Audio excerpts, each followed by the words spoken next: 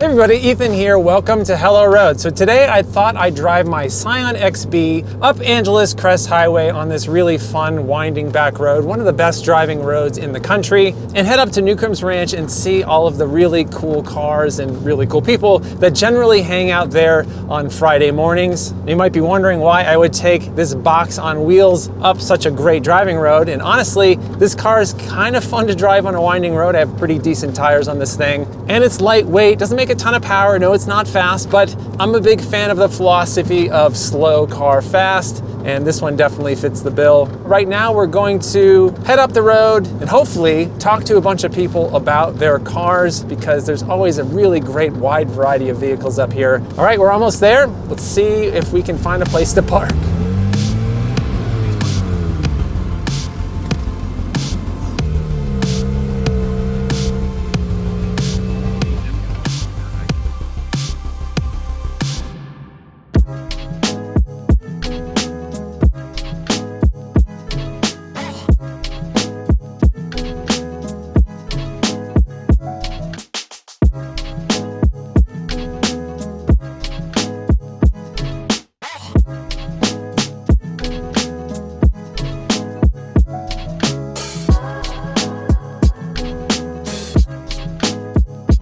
I brought my 1995 Volvo 850 T5R. What's significant about this car? It's special for a few reasons. Well, they made a million 850s. They only made the T5R, you can kind of look at the badge on the back, as a commemoration of the BTCC racing. So this yellow, and then there's a kind of jade green, and they made it in black. The yellow and the jade are the most sought after, so this one's kind of special. They only came out with the automatics in the US, so unfortunately it's like a 4-speed slush box, but it's a turbo 5-cylinder, which is probably the best part. How long have you had it? I've had it since sophomore year of high school, so that'll be coming up on 5 years now, and my mom was the second owner, so I got passed down the car. So that's awesome. Yeah. How is it like to drive on Angeles Crest Highway? It's amazing. I mean, I wish this thing had another speed, Sure. but it's a lot of fun. What do you like about the design of this car? I won't say it's timeless. It's definitely from an era bygone, but a lot of people give a lot of attention to like the M3, E30, I guess maybe the E36 of its time. And I think this design kind of competes with it. Like, I'm definitely biased. I love this car. Yeah. But, you know, I think it holds up pretty well, and it's a beautiful car. So this car is co-tuned by Porsche. So the engine has a special tune, and they worked on the interior. I will say these are the most comfortable seats I've ever sat in any car. Yeah, okay. They're incredibly comfortable.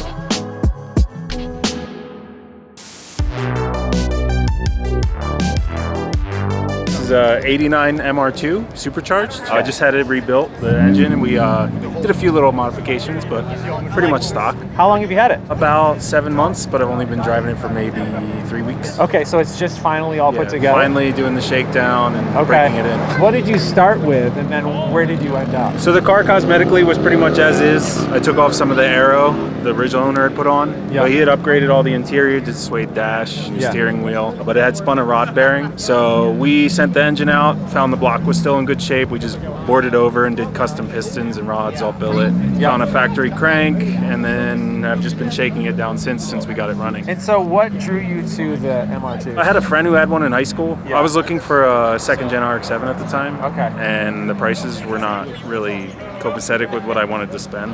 And then I found this, took a risk with the engine, and here we are. So now that you're shaking this down, what is it like to drive on Angeles Crest? A little sketchy, but Okay. I'm learning as I go. Aren't these MR2s maybe always a little bit sketchy, or is it something I think they get a bad rap, but Okay. this has race slicks on it right now, and it's been cold and slightly wet, so that hasn't been fun. Okay. So But I'm used to driving shit boxes, so. yeah, okay. And so you're somewhat tall. How is it fitting in this thing? Honestly, the cabin's pretty tall. And Okay. the windshield is very upright. I just sat in the NSX down there, and it's a lot tighter than this. Really? Yeah. So how much horsepower does this make? Factory is 145. 145, But because- this has an upgraded pulley and exhaust, so it's probably closer to 150. And can you remind me how much this car weighs approximately? but about 2,500. Okay, yeah, so that's a pretty good power to weight ratio. Yes, there. Yeah. it's fun, but you're definitely screaming on the uphill.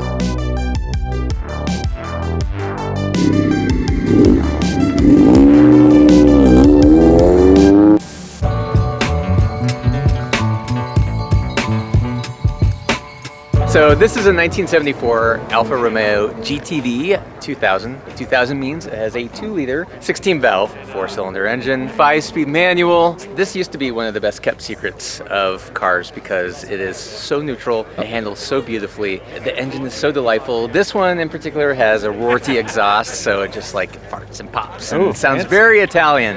You know, it also has the traditional Italian driving position, which I call the waterfront position. If you've ever water skied, oh God, I remember it was like knees bent, arms straight, waterfront, and that's how you drive. That's how you drive. You are driving like this, you're all squatty down, and your diaphragm is like pinched, and that's why I think tall Italian people are angry driving, because they get in this and they're just like so compromised, and they're like, ah! But if you have the proper stature, like if you are 5'5", it's the perfect driving position. It's not as best kept secret anymore, you know. Sure. They are now approaching $50,000, but it's still such a fun piece, and it's not a 911. It's a unique car. Tell me about the driving experience on this type of road. This has a stock suspension, and you can tell that it's kind of tall in the front, and that's just how they came from the factory. It's very Miata-esque in its handling, where there is some roll, there is some lean, but then it kind of settles into it, and then you can drive. It's very neutral, and so you can get it to rotate, and it's a very communicative car. You're never going to be caught unawares that the back end is going to step out, or you're going to get ahead of yourself, and part of it is because it doesn't have a lot of horsepower. Yep. So you're not going to get in trouble. When you do get into the twisties and you do crank that huge wood-rimmed steering wheel around, and it's manual steering, there's no power steering, but when you're up to speed, it loads up beautifully, and you just know exactly what you're doing around the corner. So it's a lot of fun to drive as well. And is this yours? No. It's not yours. Oh man. It is not mine, but honestly, like it's a 70s Italian car, so it's not mine. I get to borrow it. I'm like the uncle that can play with the kids and then go home to my place that's free of children. I have to say though that this particular example has been pretty stout and pretty reliable. This engine is the crown jewel of Alfa 4-cylinders. It evolved, it grew over time in displacement. The 2-liter 4-cylinder has just been in thousands of Alphas, if not millions, and it's torquey, it sounds great, and it's fairly reliable.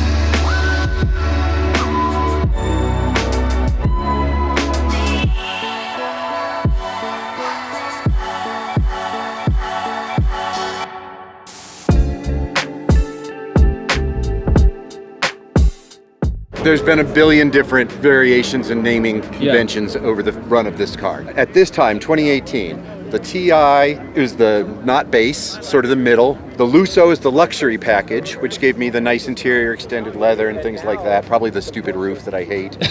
And the Q2 is the sport package, which is the limited slip diff and the paddles and the flat bottom wheel and all that good stuff.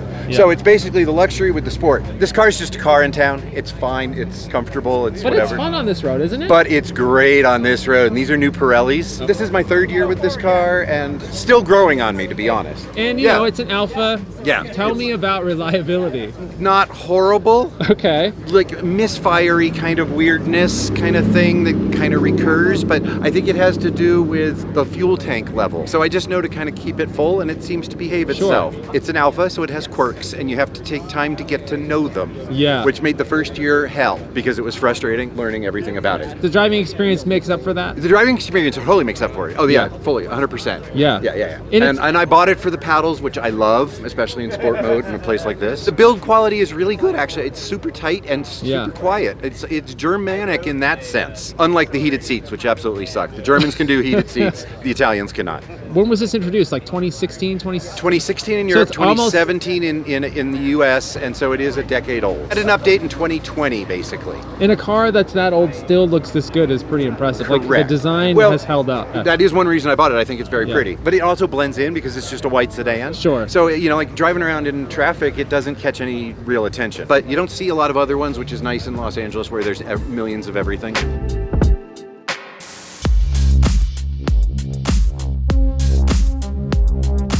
I brought my 987 Cayman. So you've had this for not very long, huh? Just 2 months. Yeah, Okay. not super long. It's pretty new. Okay, so what was it like driving up on Angeles Crest with a car that you're not super familiar with yet? It was a little hairy, but I think I was mostly in my head. Like, obviously, I don't want to crash it, so Yeah, I was exactly. being a little more conservative. But it's a great car, just power everywhere, super balanced. So I think I just need to get used to it a little Sure. bit more. So Yeah. what drew you to the Cayman? Why did you end up going for this? I actually wasn't expecting to buy it. I was shopping for a Z4M Roadster Okay. for like years and just never bit the bullet on one. Then I saw this and it was close by, like 20 minutes away from my house. And I'm so used to buying cars in like Texas or New Hampshire, like somewhere super far away and then driving them back. But this was just close by and I was like, oh, I'll go take a look at it and I'll see what it's like. And of course, fell in love immediately. I couldn't Yeah. stop thinking about it. After that, I was like just going down the YouTube rabbit hole of all the Cayman videos and all the forums and all the stuff you do when you like fall in love with a car, and found a way to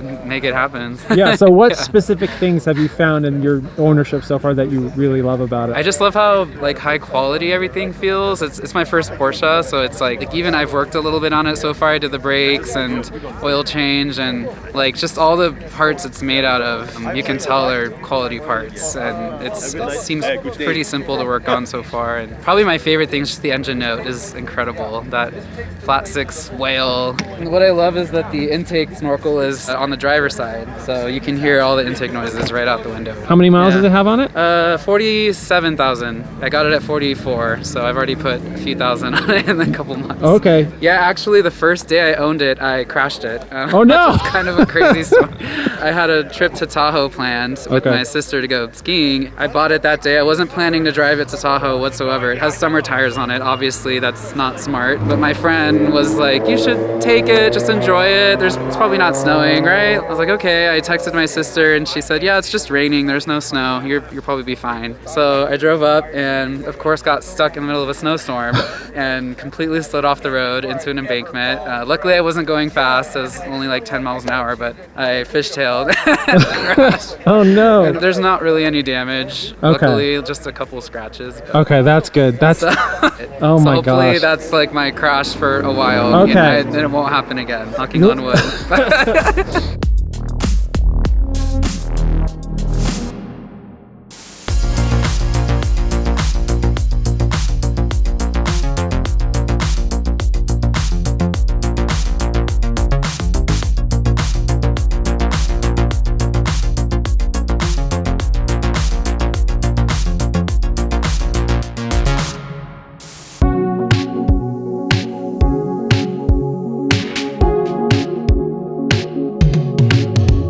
All right, so as usual, I got to meet a bunch of really cool people and see some pretty rad cars. There's always such a great mix of cars there. Yeah, as usual, lots of 911s, but a lot of other more rare things there as well. I love that boxy yellow Volvo. And I really have to find myself an AW11 MR2 because I've always wanted one of those. I've just never been able to find one that's in decent condition. It isn't like $1 billion, so that's on my bucket list for sure. All right, so I'm gonna head back down this hill, enjoying my 108 horsepower box on wheels. If you like this video and you want to see more like it, please consider subscribing and hitting that bell icon. If you want to help support the channel, please buy a Hello Road t-shirt or hat at helloroad.tv/shop. Thanks so much for watching. I hope you're well, and I'll see you soon.